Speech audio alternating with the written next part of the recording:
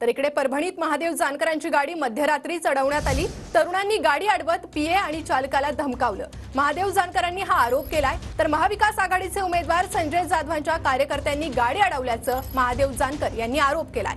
महादेव जानकरांच्या तक्रारीनंतर नावामोंढा पोलीस ठाण्यात गुन्हा दाखल करण्यात आलाय। दरम्यान गाडी अडवली त्या दरम्यान जानकर स्वतः गाडीत नव्हते। नाही, आमदार साहेब माझ्यावर नव्हते। आमदार साहेब पुढे ऑफिसमध्ये बसले होते। मी आणि राजाभाऊ फड आणि मोहन फड आम्ही आत बसलो होतो। विशेष म्हणजे एक आमदार माझे आमदार होते, माझ्या पक्षाचा युवकचा अध्यक्ष आणि मी जेवण करत होतो आत बंगल्यात। आणि बाहेरच्या ऑफिसमध्ये आमदार साहेब रत्नाकर गुट्टे साहेब बसले होते। पीएला बी थोडं धमकावण्याची भाषा केली होती। त्यांना मी एवढंच आपल्या माध्यमातून सांगतो की लोकशाही मार्गाने इलेक्शन व्हावं। मी बरीच इलेक्शन पाहिले ती केले ती, या देशभर मी फिरतो या, तर हे योग्य